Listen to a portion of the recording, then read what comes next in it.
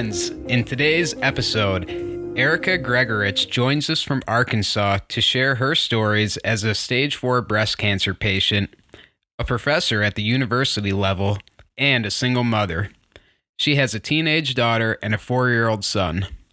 Erika provides powerful insight to our listeners, sharing the difficulties and successes of balancing her life as a mom with a terminal disease, along with the other major responsibilities that comes with being a cancer patient. We appreciate that despite such a heavy topic, Erika leads the discussion with grace, positivity, love, and honesty. Thank you for listening and enjoy the episode. Well, cool. Thanks for joining us, Erika.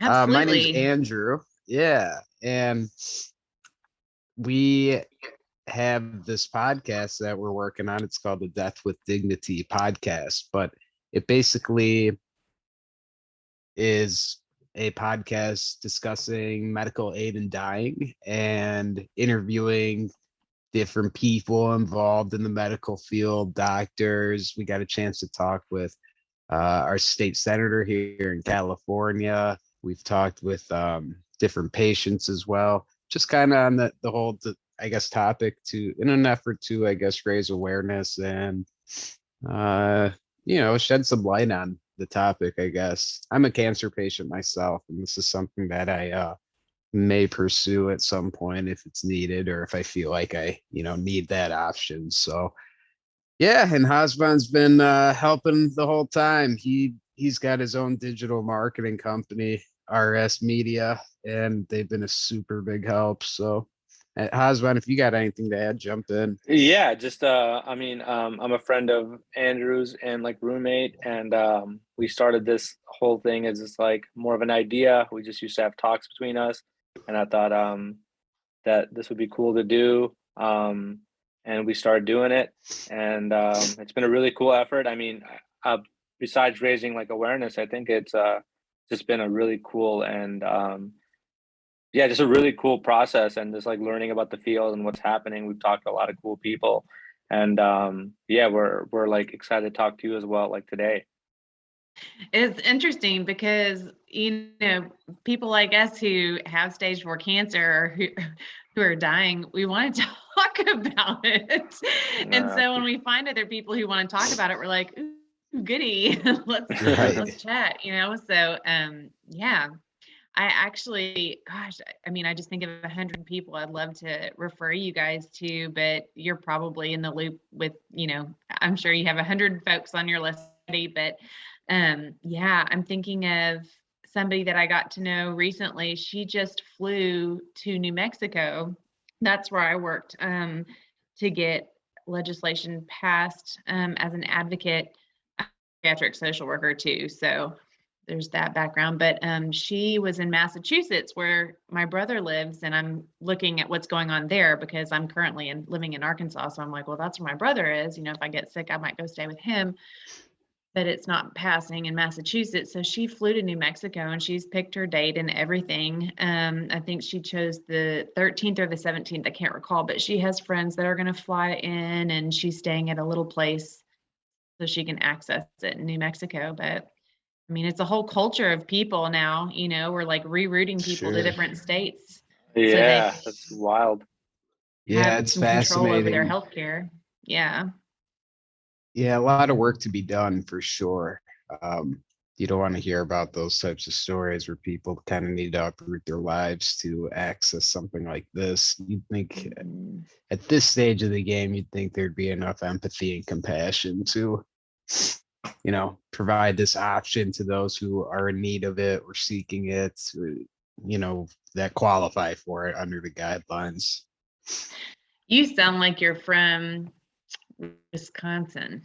Close.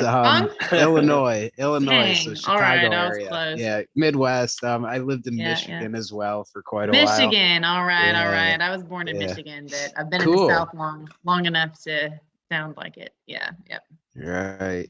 Yeah. Yeah. What's really frustrating to me is that it is supported by so many people. I mean, it is supported by the majority of people, but Right. it's places like Arkansas where I asked a Republican, interestingly, I mean, it's not partisan even.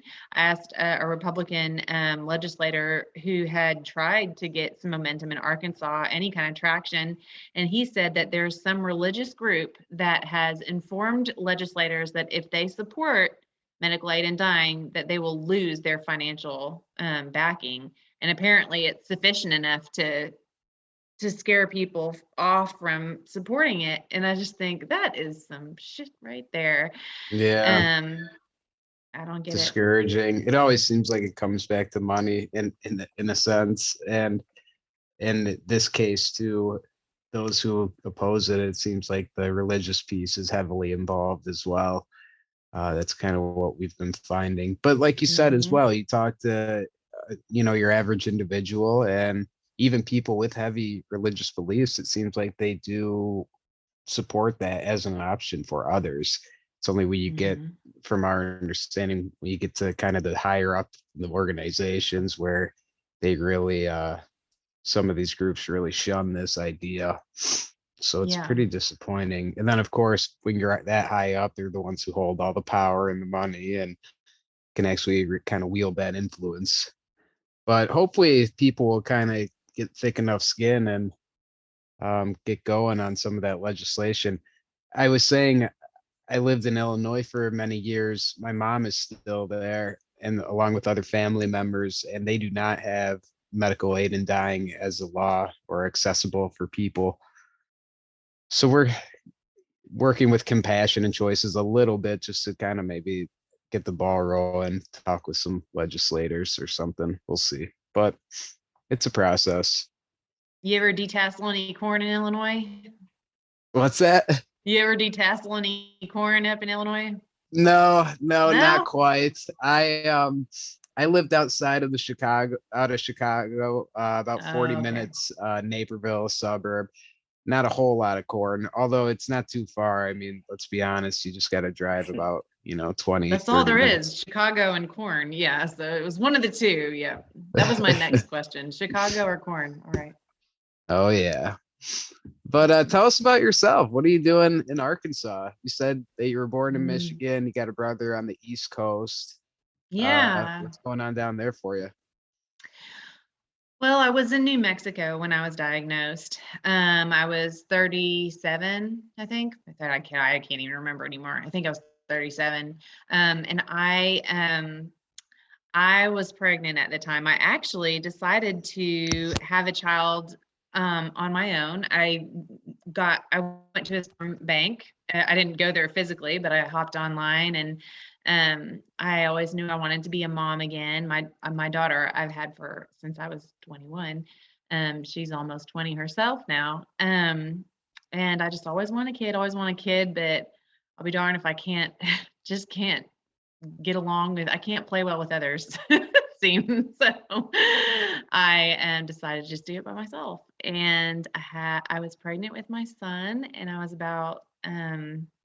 almost done but with a pregnancy but I had a lump on my breast and my mom's been through breast cancer twice postmenopausal so we didn't think that the genetic component would be too big of an issue also just for all women who might be listening to this I had real lumpy breasts and so I'd had like maybe 5 or 6 biopsies before, just worried, because mom had cancer, all negative. No, it's just a cyst or this, that, or the other, or, fibroid or whatever. And so I'd gotten to the point where I was like, it's just another lump. And, boobs change when you're pregnant. And so I went in and I was massively pregnant and they started putting the wand in my armpit and really kind of like digging in there. And I was like, oh crap, man, I know what that means.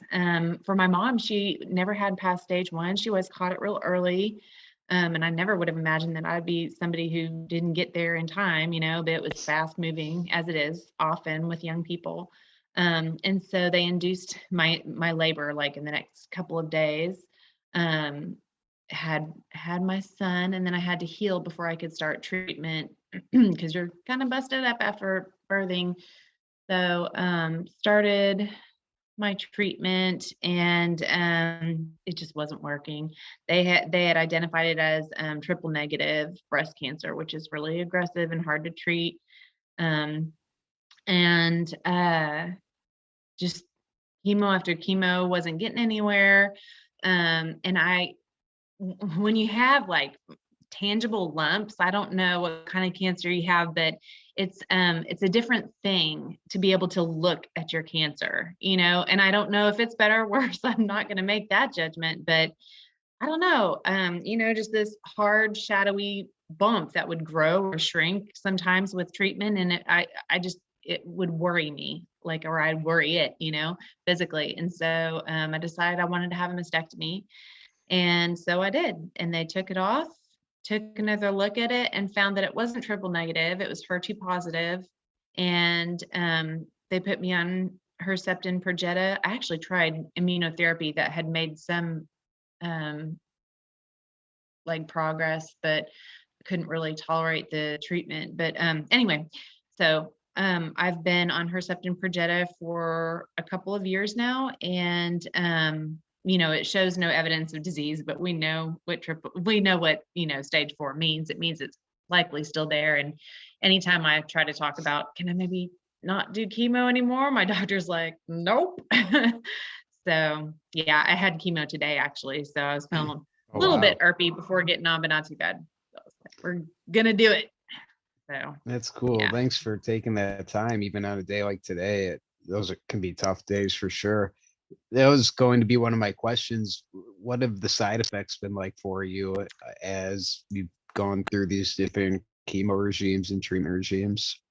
I'm really lucky to be on the regimen I'm on now, because if I had been Red Devil for every 3 weeks, I think I just would have given up. Like, that was so hard. That was Can the you say first. that? That was What was it called again? The Red Red Devil. Devil? I can't I've even heard of remember what the this. real name is, because I've it looks like Kool-Aid, and they come Yeah, in I've actually hazmat heard suits. literally that same term from other people. So it must be like kind of common in the community. Tell us what Ugh. that's all about, or kind of what that was like, if you don't mind. Yeah, I remember getting in the shower and just being like, oh, and like having to squat and like just try and keep my crap together. I just couldn't function on it. And to have healthcare at our age, got to have work. Well, not exactly anymore, but there are options. But there's something about dropping good healthcare that you just don't want to do. I've been told so many times, girl, you got good healthcare. And it's true. I mean, it'll cover things. So for example, I have my Herceptin Perjeta. Anybody on Herceptin Perjeta? It was just recently, like the last year, it was there's you can have it in a push subcutaneous shot that takes 5 minutes. It's a slow push, but this big old needle, they come in, they slow push it, but that beats 4-hour drip, right? So the FDA just approved it recently, and I pushed and I pushed. My background as a geriatric social worker has come in handy. So I pushed and I advocated, and I'm not a very nice patient, I'm sure, but nobody else has it. The nurses that inject me are always like, what is this? I've never seen anything like this. What a great option. I'm like, will you tell people? And they're like, oh, well, their insurance probably wouldn't cover it. So back to my original thing, I don't want to drop my good health insurance and start those battles all over again. So yeah, I hang on to my work. Plus I like my work, but I forgot even why I was talking about that. Well, tell us a little bit about your work as well. And you mentioned social work. Are you still involved in that field? I was a geriatric social worker for about 6 years, and then I went back and got my PhD in public policy, and then went the route of academia. So while I was in academia as a professor, teaching, doing research and things like that, I still did some practice in the community in Las Cruces, New Mexico, where I started. I lived there for oh gosh, how many years? 5 years before I had to move back when I got sick. But um, I yeah, so I practiced still a little bit in a community clinic there. But really I've switched gears, and honestly, since COVID has happened, it's really good that I can do my work online. But I still teach students in New Mexico State University virtually. I'm used to Zoom, very comfortable with it. And I'm still able to do a lot of my work, which does revolve around uh, end of life care in some instances. So I was very interested, and actually I had lobbied with my students in 2017 in Santa Fe in New Mexico for the passage of medical aid in dying. It did not pass then. I was healthy then. And then had to lobby virtually in 2021, but we got it passed. So yeah, I mean, my job is kind of a patchwork now of research, teaching, service, advocacy, and I've always worked with people who have memory disorders, movement disorders, or kind of serious chronic health issues. Um, so yeah, So it I'm seems like used it to the fight. kind of, yeah, kind of came together in a sense. Tell us Mhm. a little bit more, if you don't mind, about the geriatric social worker role and just what that entails. And Yeah. yeah, just some of that piece, if you don't mind. There's so many opportunities for geriatric social work, and it's so hard to explain what we do, but it's so important. It's when people say case management, it sounds so simple. We have some social workers at the master's level, LCSWs, licensed clinical social workers, that go into therapy, so they're just, they practice therapy. But in other settings like healthcare, it might be part therapy, part advocacy, all those phone calls that it takes to get the insurance to do what it was designed to do. The collaboration of various agencies, organizations, practitioners, getting on a page. It takes a coordinator. And so social workers do a lot of that. We did support groups. I had a Parkinson's disease, a support group for caregivers and their patients. When I first started, it's kind of a catch-all of supports. It's like your personal superhero. That's what social workers are. That's what I think. They are But, pretty amazing individuals. I teach special education, so between working oh, with social worker at the school level to my social worker at the cancer center, mhm. they're like you said, are a lot of different roles, and you people certainly, I think, make a very positive difference. So we appreciate that. And then just to That's clarify great to for hear. the listeners, so geriatric, that is leaning more towards people on the older kind of end of life, not necessarily end of life spectrum, but just older age, I suppose. Well, so when I worked at the senior health clinic, it was kind of wonderful because we had people who were just coming because, oh, I'm on Medicare. I'm going to go ahead and do a lot of preventive type measures. And so we would come in and work with them on, more prevention, like what are your health practices? How can we support you in your retirement, and things like that. And then also within that clinic, they had the memory center and the movement disorders clinic. So we also served people who were having, neurological or degenerative diseases that were going to impact them and their family for a long period of time. And so, kind of getting involved in making sure they have all the supports they need in the home. So yeah, it was a nice mix. I always enjoyed that. I like having a variety of things to work on. I don't want to be doing the same thing. So that was always enjoyable. To Yeah, have, I can some imagine. really impressive older adults, and then, others that, were having challenges. Sure. Very cool. What would you say to people listening who might need to access some sort of support like that? Or Mm, where would people get started if they needed yeah, I would something, say even if it's as simple as preventative, or if they're in need of, more support? I was lucky enough to work with some amazing geriatricians at the senior health clinic in Fayetteville, Arkansas. But I mean, geriatricians are just much more likely to work on interprofessional teams. I mean, I don't know what it is, if it's reimbursement rates that makes that possible, or what the situation is exactly. But palliative care, hospice care, geriatricians almost always work on teams, neurologists, neuropsychologists, they're usually functioning, not, in isolation, which I think is what makes it so wonderful. So what I would say to anybody who's 65 is if you can find a geriatrician, somebody who's working with an interprofessional team, that takes Medicare, and primarily works with Medicare patients, they're going to be seeing you for longer. They're going to be practicing more holistically. They're going to be looking at taking you off like any kind of medications that are duplicated. You're going to get to meet, it's just, it's more whole person oriented care. And so, yeah, it's great when you have your family practitioner that you've been with for so long, but maybe it'd be good to get a different perspective if you can find a really good geriatrician. Yeah, it never hurts to have a fresh set of eyes on something, regardless of the position in terms of that health piece. So thanks for that. That's good information. It seems like sometimes our planning with some of the end of life stuff isn't as we don't focus on that stuff as much. And before we really move on to some of the other stuff, I got lots of questions about your role as a social worker. But what was one of the more difficult aspects of in that role?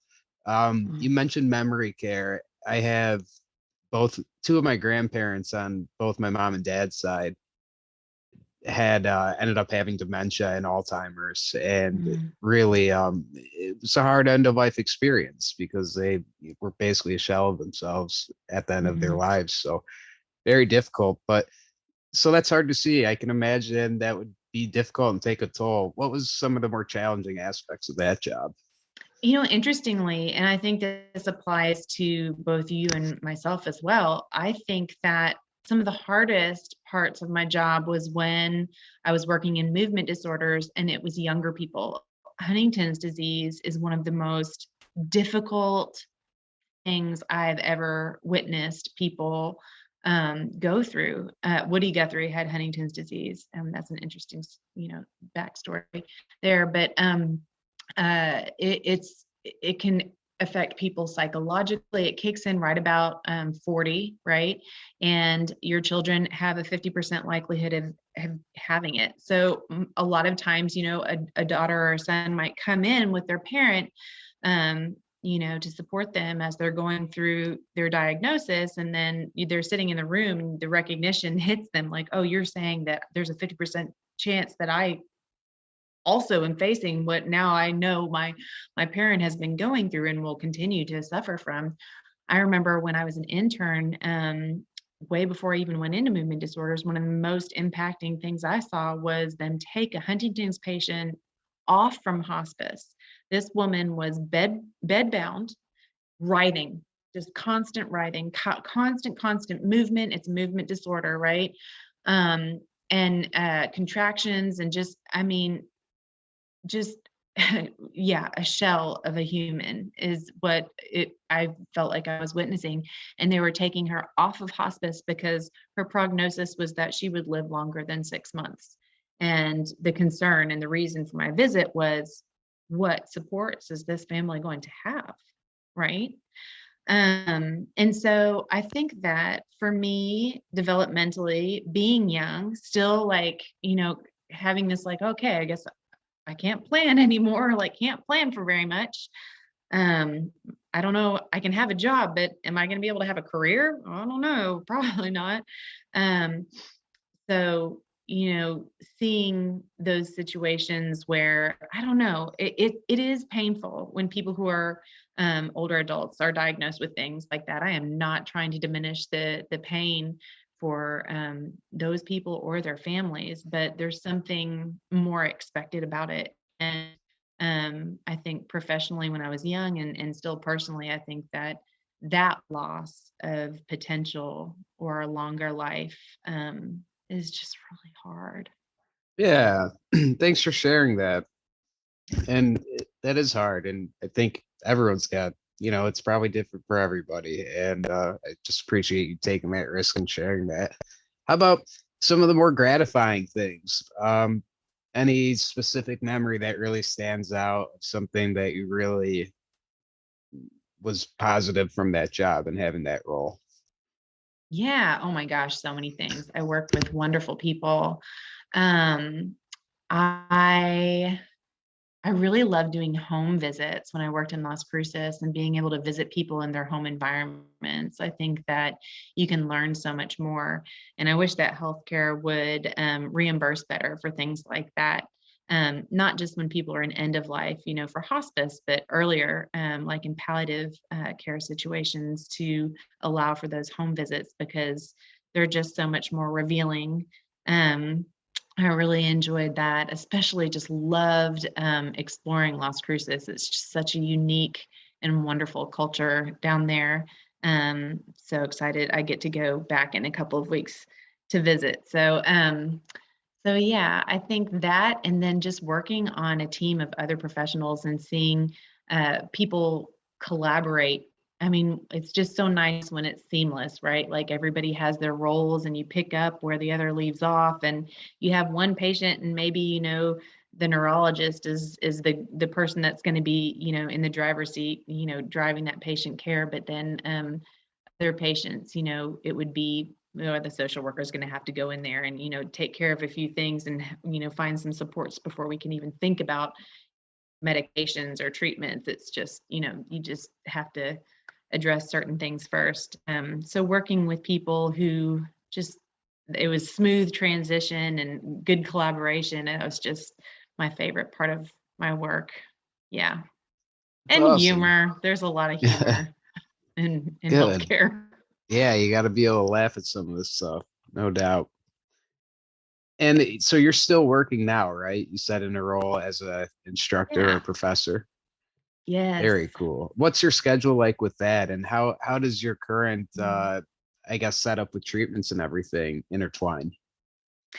Oh, I never plan anything for like the day of chemo, but I figured, I wouldn't have to be on like too too much for this. So I hope I hope that's the case. I hope you're forgiving. You're no, But you're this is awesome. I'm definitely enjoying our discussion. And again, really appreciate that you're doing this on a chemo day because those are definitely yeah, grueling.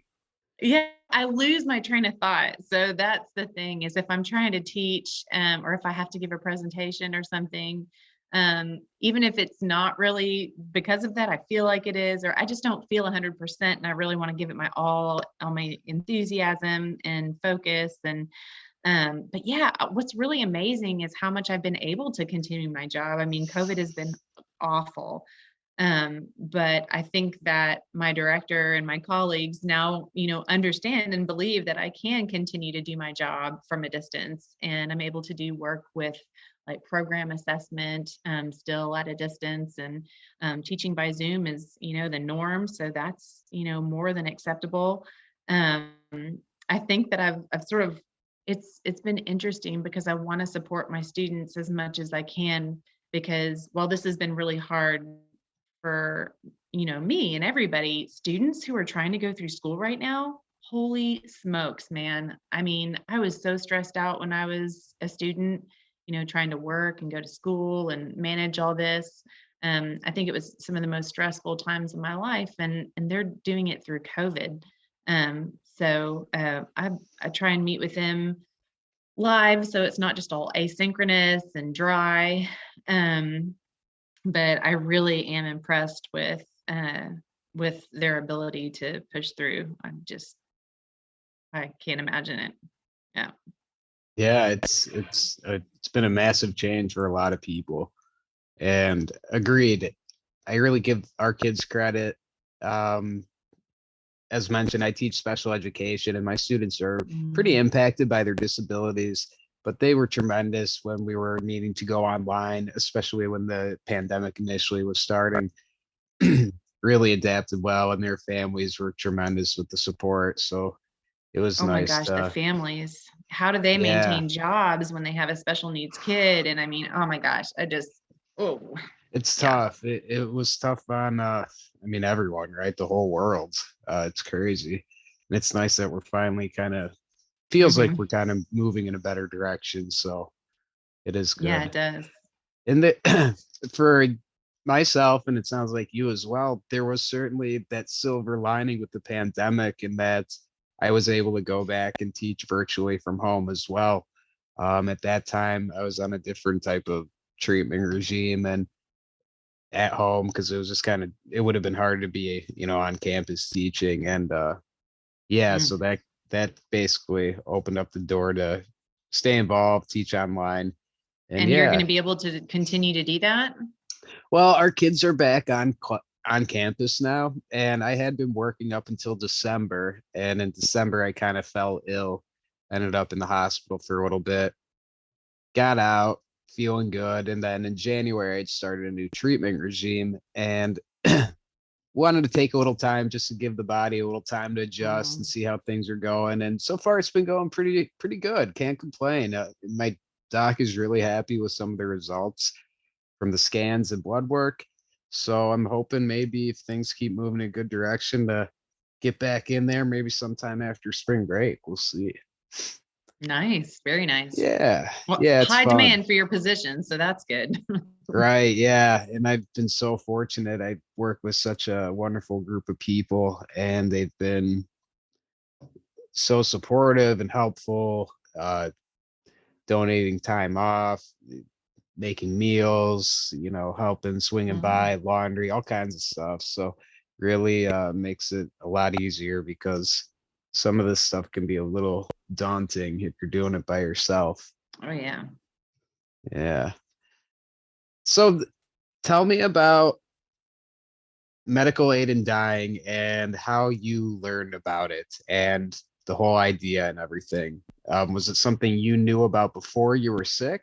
Was it something that you learned about after treatments through a doctor? I mean, you're involved in social work, so maybe you already knew all this stuff, but fill us in a little bit on that topic.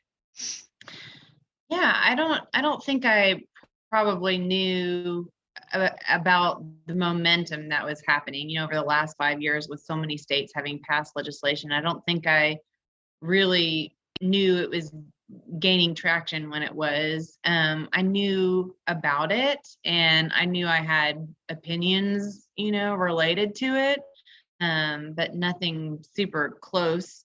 I mean, I grew up with a crotchety old dad that was always saying, like, well, if I ever get that, I'm just going to walk into the woods and never come back. And, I don't know, it's not really a. So that kind of mentality is not shocking to me, and not a particularly spiritual family. So yeah, I guess I was just sort of designed to support that. Plus, being a social worker, self-determination is at the heart of a lot of what we do. But yeah, like I said, we lobbied for it before I was ill. There's a movie, and I never watch movies twice, but I had watched it twice before I got sick. And it's not exactly medical aid in dying related because the guy's not terminally ill, but he's a quadriplegic. But it's a beautiful movie. Uh, The Sea Within. Oh my goodness, it's just amazing. I can't remember the name of the actor, but he's famous, and I think it's in Spanish. But anyway, there's subtitles. Bardo, I can't remember the name of the guy, but just beautiful actor.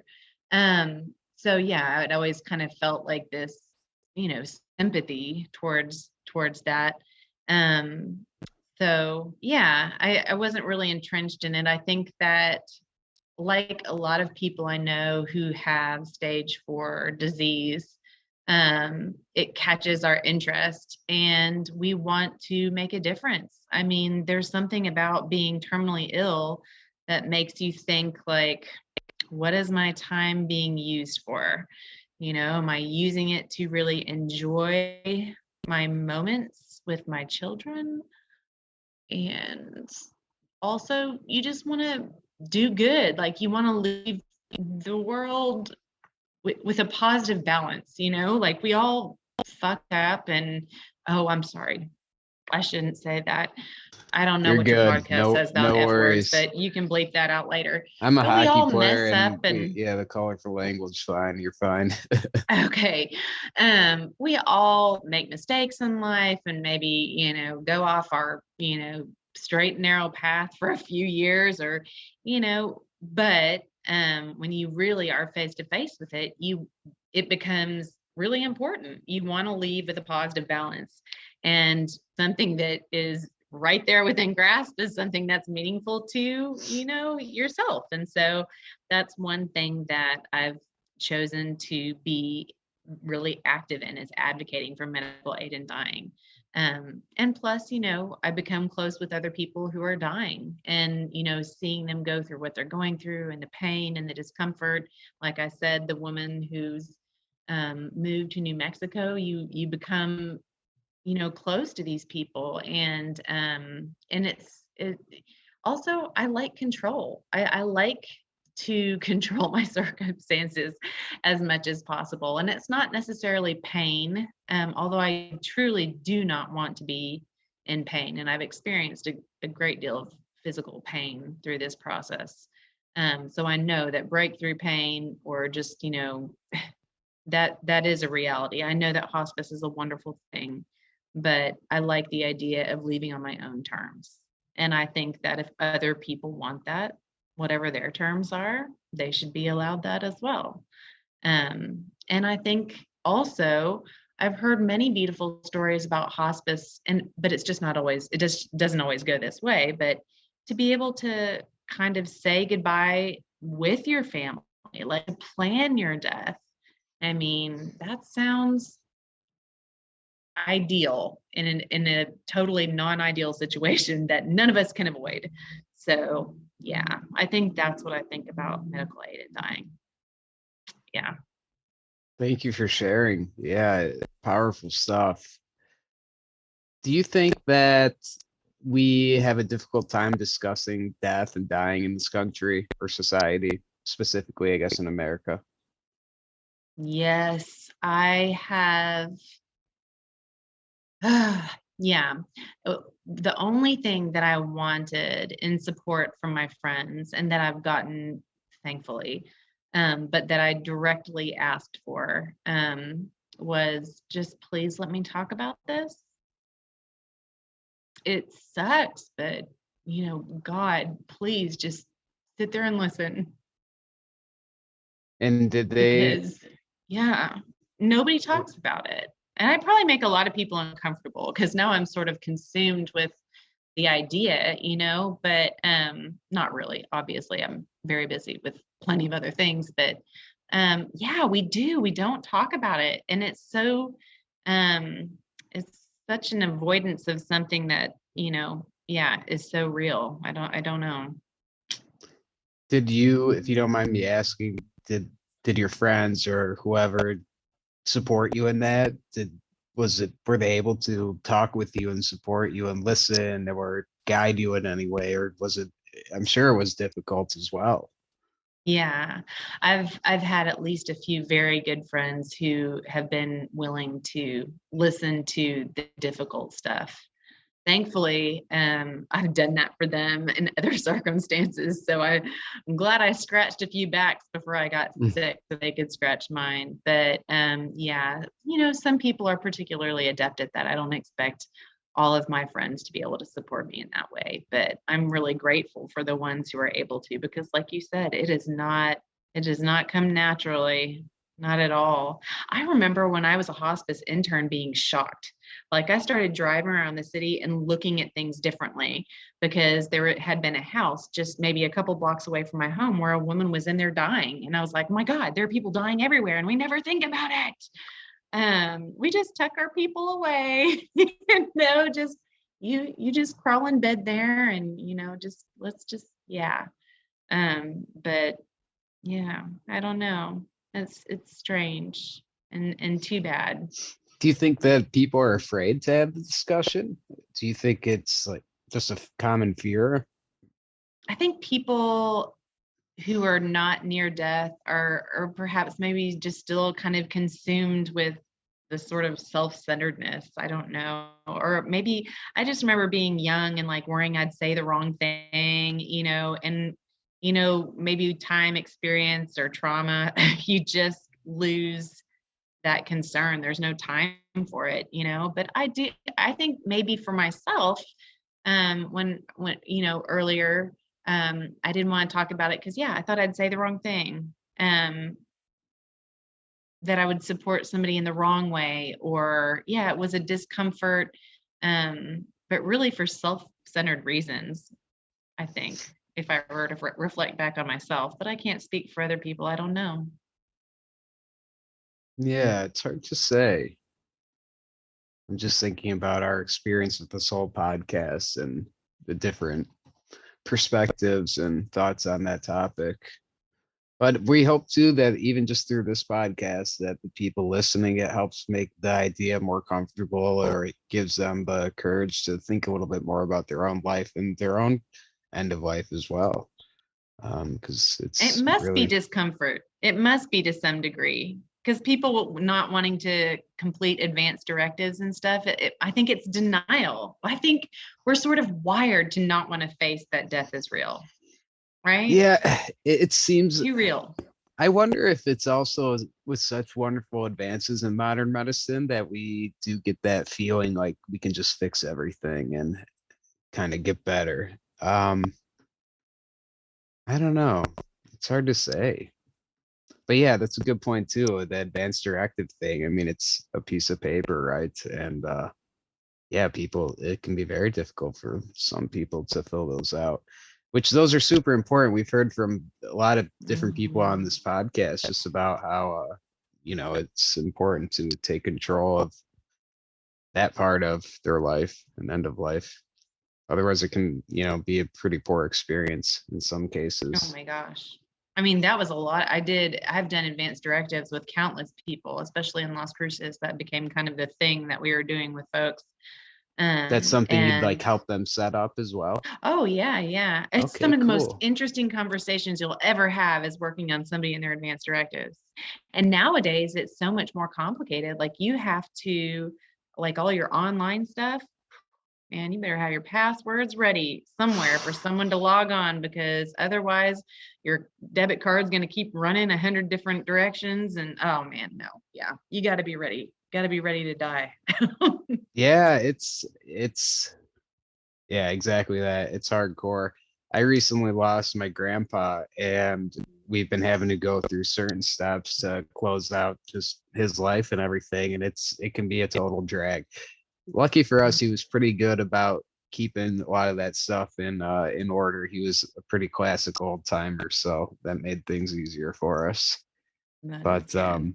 It's still yeah, hard though. That's the thing. yeah, it Even if is you have advanced directives, it's still hard. So, ay. totally. No, you're absolutely right. Where do you see medical aid in dying as we move forward? Do you think that it continues to expand and be adopted by other states? I hope so. I mean, states like Arkansas worry me and make me think maybe a national initiative would be a good route to start pushing. One thing, the only thing that doesn't sit right with me for medical aid in dying, the only thing that makes me uncomfortable about it is that we have Medicaid not covering many treatments, right? So I have wonderful insurance. Lucky me, that's great. I work with a lot of clients that don't, right? So we have Medicaid that refuses to cover this or only cover so much of that or whatever. But it will cover medical aid in dying, for which I am grateful. Do not get me wrong. However, the only thing that sits kind of a little funky with me is we need to be sure that we have full access healthcare for people regardless of income. I don't think that it's a valid uh, um, exactly complaint like, oh, Medicare won't, or Medicaid, Medicaid won't cover my blah blah blah, but it'll cover medical aid and dying. They just want to kill me off. I don't necessarily think that's a valid argument, but I think that sense and reality that we don't have great coverage for everybody is a problem. I don't like the connection of those two things. So I think that we need Sure. to work on healthcare coverage broadly, and then also maybe a national initiative. But we learn a lot when states go state by state. I think that a lot was learned from New Mexico's legislation, and them including physicians assistants and APNs and some of the tweaks that they made to the law. So I don't know which is best, but I'm just glad that there's momentum. I think that's really exciting. Absolutely. So tell us about your experience, or I guess if you don't mind, just overall what your life will be like moving forward. You mentioned being Mhm. stage 4, you had treatment earlier today. Can I ask about your prognosis and just what that looks like? Well, I think the problem with stage 4 is you never really truly know what your prognosis is going to be. I've been in a number of support groups, and while I feel, great, for a year and a half, I've had no evidence of disease. I've heard story after story after story of people who say, well, for 5 years, it was no evidence of disease, which is great. 5 years is awesome. Or for 2 years, I had no, I just know that at some point, multiple times every day, am living in the reality of somebody with terminal cancer. It's regardless of where I'm at. And my body is just destroyed by this treatment that I've been through. But so I don't know what my prognosis is. My physician, my oncologist, really refuses to have any. I can't nail her down, and because she doesn't know either. So I think I have to live in that state and just know that it will come back, or all of this chemo will. I mean, shoot, I had a clot the other day, or what do you call it? A pulmonary embolism? Yeah, that's it. Whew, that was a heart attack. I mean, there's always some shit gonna happen, right? Like when you're messing with your body at this level for this long. I'm sure you're aware of that, which is why you took off time probably after starting a new treatment. You never really know how it's going to hit, or how long it's going to work. So I don't know. I know that I'm a different person than I was before I had my diagnosis. In some ways better, in some ways not. But I know that the only thing I can prepare for maybe is that I would like to be able to hold those reins in the end. And I just know the end is coming sooner than I thought. Um, I'm giving a lot of analogies, and maybe I'm uncomfortable myself saying that. I don't know. Um, I think that, unfortunately, if I'm going to take part in medical aid in dying, I'm going to have to go to New Mexico. I keep an eye on Massachusetts because my brother lives there, and that would be my preference. I would like to die in my brother's house. Yeah, that was actually my next question. Well, first, just beautifully said, the prognosis update. I appreciate that. And I can definitely relate to some of that. And following up, so you mentioned you're in Arkansas now, Yeah. and a possibility would be New Mexico or possibly Massachusetts if things get moving over there. Can you tell us, Yeah. have you envisioned what that experience would be like, or what you would want in that moment or in those final moments with medical aid and dying, if that's Oh, the I option you have. decided to pursue? Yeah. Absolutely. I want to say that I'm really saddened to hear the woman who just flew from Massachusetts to New Mexico. It turns out that the little casita that she rented to live in with her husband until she uses medical aid in dying, just wasn't really, as nice as they expected. It's a nice place, but it's in kind of like a, I don't know, they described it as like a difficult part of town. I don't know what that means. All I'm saying is it's just kind of sad, right? Like she probably envisioned, just like you're asking me to do, what will it look like? And I want to know. I'd like to know that I'm going to my brother's home. I'd love to know that I could be here. I've envisioned, it many times, and it's just so much more complicated to have to travel somewhere, way more complicated, because my friends, I just don't. You have to pick a date too, right? So my friend, she's having to choose a date so that she's flown there with her husband, but she's going to have friends fly in, right? Just like I'm envisioning, like, what am I going to? Okay, yeah, okay, my parents, they're retired. Okay, that's good. Oh, but you have to, accommodate all of those things still to have the death that you would like. And it just gets tricky, and it shouldn't be. And so that pisses me off. yeah, I think that I would want family there. Um, I'm worried about my son because he's very young, but I would like to, for that reason, to be able to, as his mom, support him through my death. Like to be able to manage it so that I can speak to him the way that I raised my daughter, walk him through what's going to happen developmentally. He needs his mom to help him understand this. And I want to be able to do that while I'm functional, communicative, not absorbed in my own pain, physical pain, emotional pain, whatever. I want to be able to do that and then tell him goodbye. Um, and so, yeah, I'm lucky enough to still have my parents. My mom is an amazing support, and I'd like to have her and my dear friends close to me. My daughter, That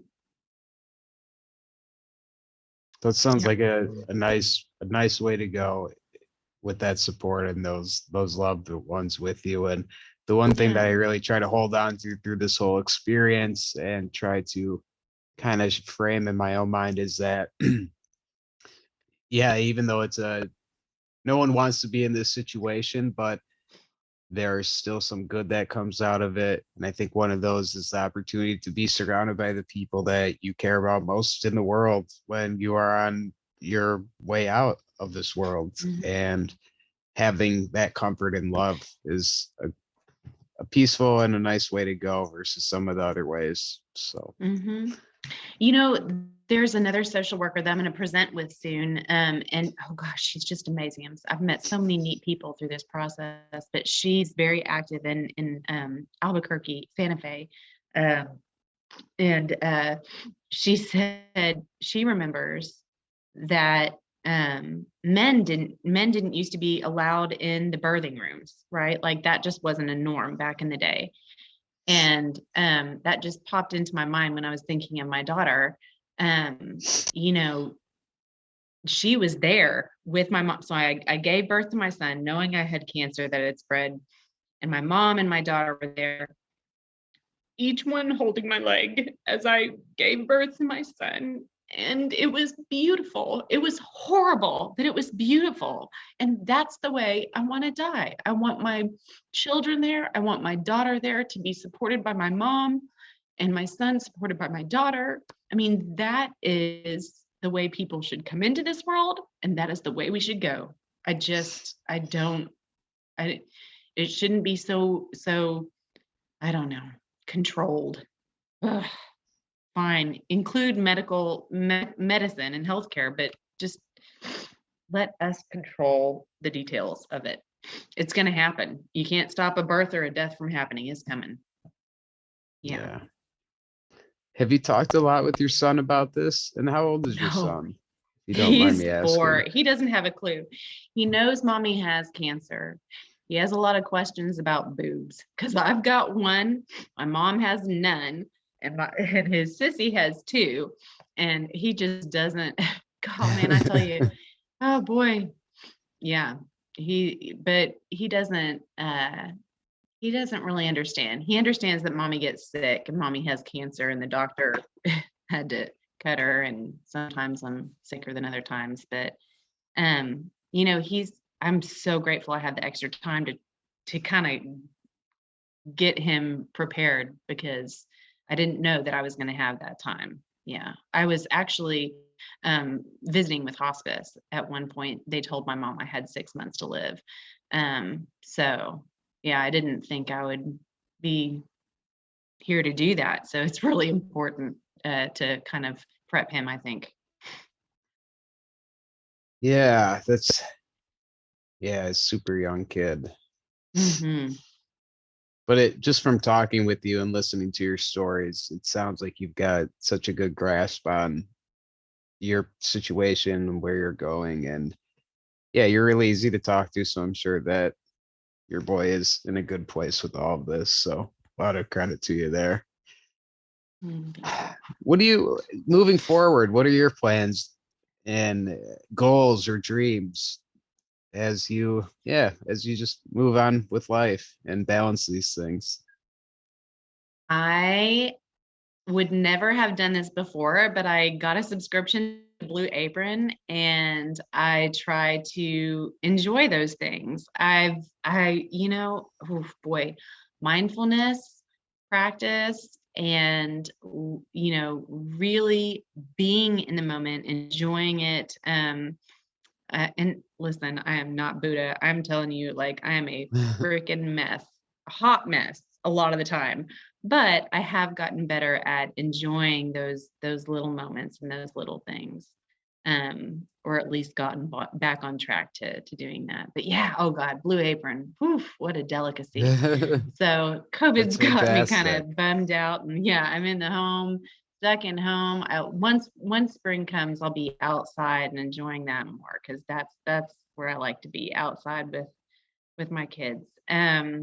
So yeah, yeah. I don't know if that answers your question, but um, yeah, enjoy things as much as I can. Enjoy my relationships. Enjoy little experiences, since international travel is kind of off the table for now. um yeah, and see No, my daughter it's become a beautiful woman. stuff. Yeah, I'm right on Yeah. board with that. Got to revel in those little things. I think that over time they really add up, and it's the good stuff. So I dig Hmm. it. Very cool. Great answer. Um, Hasban, do you want to jump in? You always have good questions. Yeah, this was a really cool interview, and you have a really cool way of speaking about everything. I think Andrew just asked you about your son. I guess that's really what I was curious about as you were speaking. I guess your Hmm. son is only 4 years old, and Hmm. me and Andrew both have nieces and like nephews that are, I guess, close to that age, and they're not even Hmm. obviously people yet. But with your daughter, I guess she is a full Yeah. grown person. How have you Oh, spoken to her about it, and how has that shaped her life, I guess? I wish she were here to answer that herself. She and I were so I was a single mom for most of her life. And we've just been very close as she was growing up. But then, teenage years brought some karma back to mama. And I think that we were starting to hit that sort of natural rough adolescence patch when my diagnosis hit and then COVID hit. And so she moved out March 2020. And I don't know what I think. I was probably good, like being stuck at home with I mean, she's at that age where there has to be kind of a break. It just has to happen naturally. It's just those things, those separations that take place. Novels are based on it, movies and whatnot. So I think that, again, I feel so lucky because it was sort of the worst, with my son having just been born, with her having just had that period of breaking.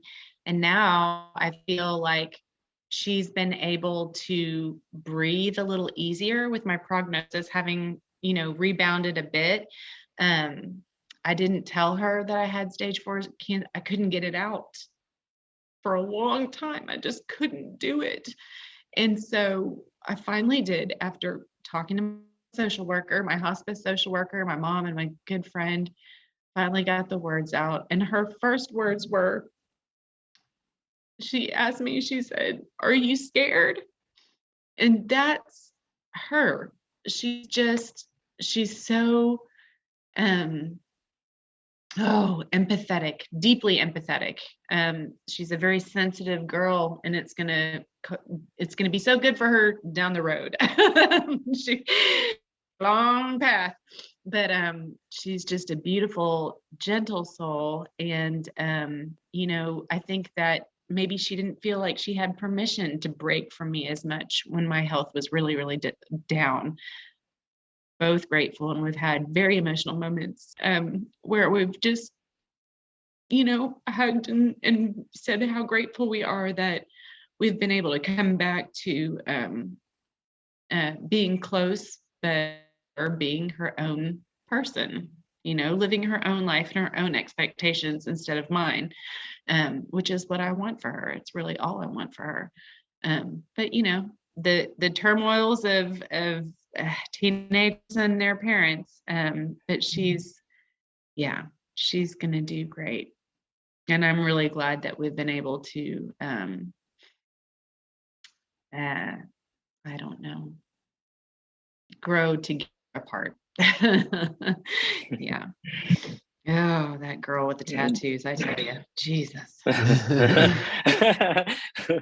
That's a really cool description of your guys' like relationship, and felt really honest. And that's a really cool question for her to ask you, because that's what I always think about too, the fear, because really we're all human and we get scared when we don't know what's going to happen.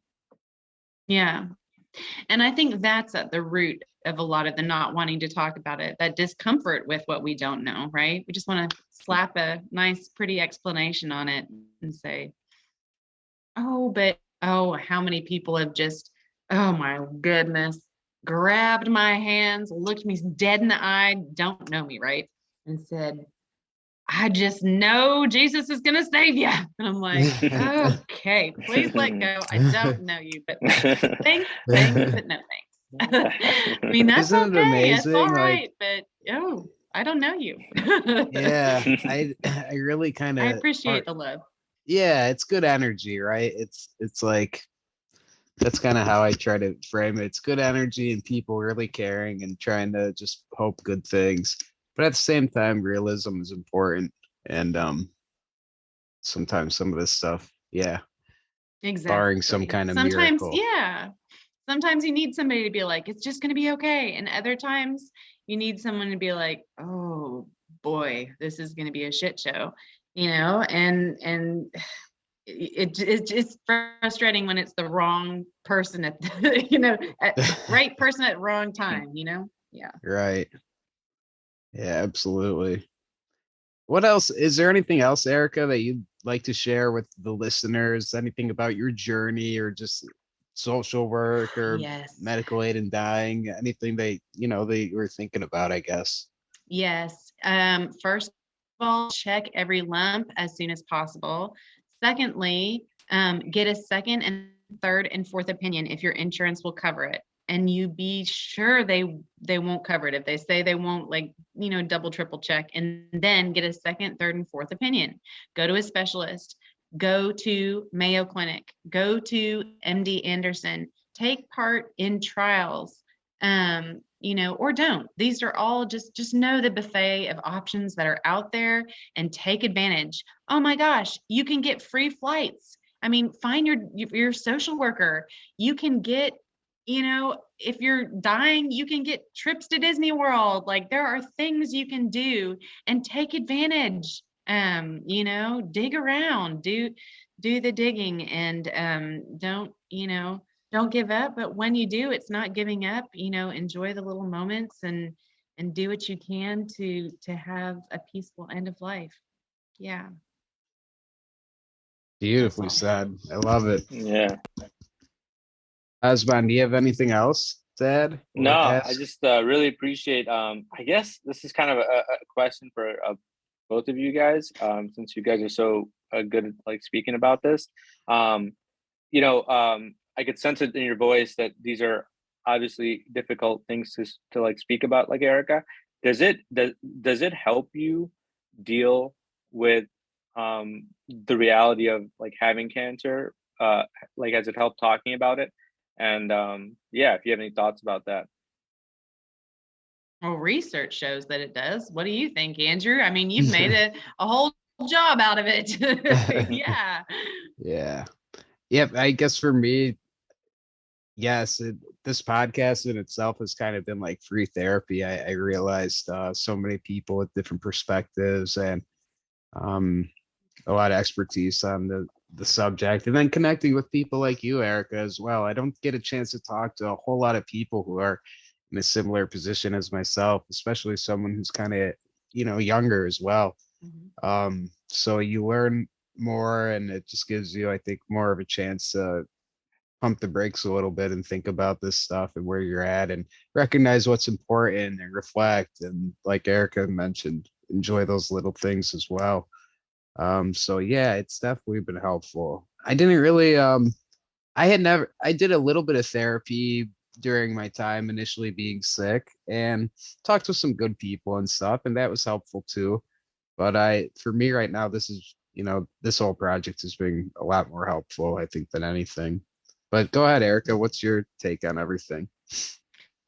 Well, I think that you've created a support group for yourself. You're facilitating a support group. I mean, it is helpful in itself to talk. I mean, when anybody is, posing questions or has a different situation to compare to your own, it leads your mind in places it hasn't gone before. And so you come up with alternate ways to cope, or, different perspectives to consider something from.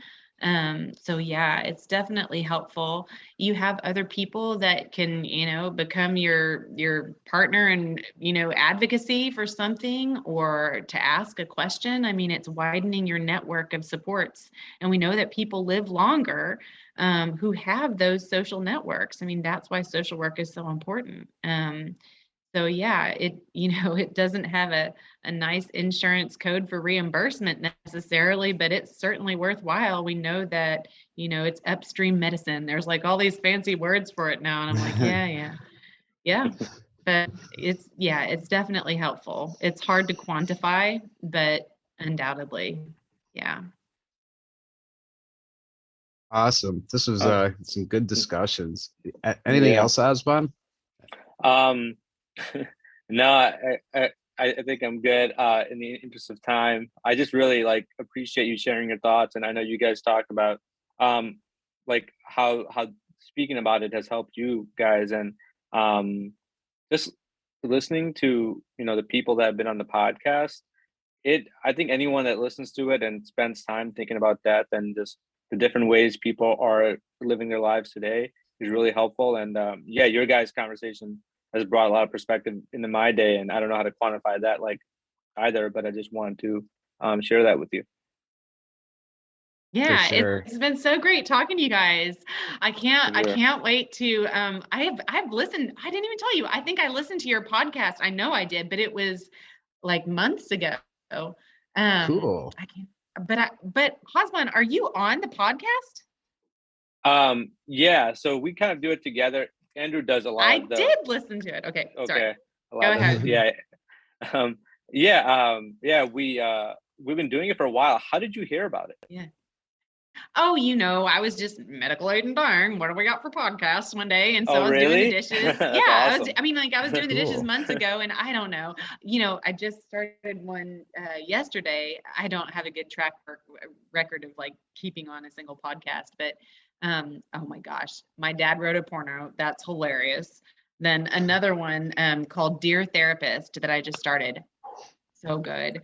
But yeah, so again, yes, I sort of, start and don't continue. As a mom, yeah. I think you might enjoy episode 2. Andrew did an episode with his mom, and Susie was really amazing on that episode. Yeah. And I think it's one of our more popular episodes as well. So yeah, if you get a chance, you should check out episode 2. Oh, I definitely will. Oh, I don't know if I can. Yeah. Yeah, I she can't. really, The parental thing is a real heart twister. Yeah, she did a great job, and she's a really good speaker like Andrew is. And yeah, it's not an easy conversation for her to have, but she showed a lot of courage, and it was really powerful podcast. Yeah, she's a very impressive woman. And I'll share briefly, just because that episode, it's intertwined, but I'm also a childhood cancer survivor as well. When I was 4, I had been diagnosed with, it was a stage 4. It was a kidney cancer, but it had spread to the lungs. And so, you can imagine my parents were about my age when I was sick. So it was pretty, heavy stuff, obviously. But Susie does a great job. My mom, Susie, does a great job just speaking to all of that and the current situation as well. It's a good episode 2, I think. Oh my God, childhood cancer. I cannot fathom what she's going through. So I told you, Ira, my son is he's derived of a sperm donor, right? Well, he has siblings, right? Donor siblings. So we're in touch with like 25 families who have, half Ira genes out there. It's really crazy. It's such a new world. Anyway, one of the siblings has cancer, and just watching their journey, I'm like, whew, I can make it through another day without complaining. Let me tell you what, because that is a whole nother level of awful. I don't know how parents make it through that. I just don't. Your Yeah, mom must be it's one strong mama. she is. She's the toughest customer I've ever met. I always worry about her too, and then I have to remind myself, like, dude, she's way more tough than any other person that, like myself and anyone I've met. So she's gonna be okay. I know, regardless of how these things Mm. play out. She's got But good friends. yeah, good friends. Yeah, she's and we got a great family. My parents, they divorced back in 2014, but they've been they really came together when I got sick, and it's made such a huge difference. I mean, yeah, 2014 is pretty recent, huh? it is. It's again, they're so they love each other, they're amicable. They just had to go in a different direction, and that obviously was tough, I think, for everybody. But again, the fact that I got this sick pretty shortly after all of that, and they were able to just again come back together and be so supportive and helpful has been tremendous. Because they don't have to be that way. Yeah, People that's people ideal can be for sure. nasty. And Yeah, rare. yeah, it is. It's extremely rare. Yeah, I'm really proud and thankful for both of them. So cool. Well, this is awesome, Erica. We really enjoyed talking to you. Hopefully we can do it again Yeah. sometime. Yeah, You well, guys stay in touch and let me yeah, know for if you're Sure. like, sure. we're looking for a different angle, and maybe is there anybody that has this characteristic or Yeah, something, just holler at me and I'll see who we have out there, because I've gotten to know a lot of people this way, and it's a cool bunch. So that sounds good. We'll do that. And yeah, it's love it. certainly a Thank you unique again. group to be a part of. And yeah, thanks for everything. And we'll be in touch, Yeah. and we're thinking of you and good vibes, and wish you well on your journey. Thank you. You as well. See you All later. right. All Bye right. bye. Yeah. Bye, Bye. Erica. Thanks.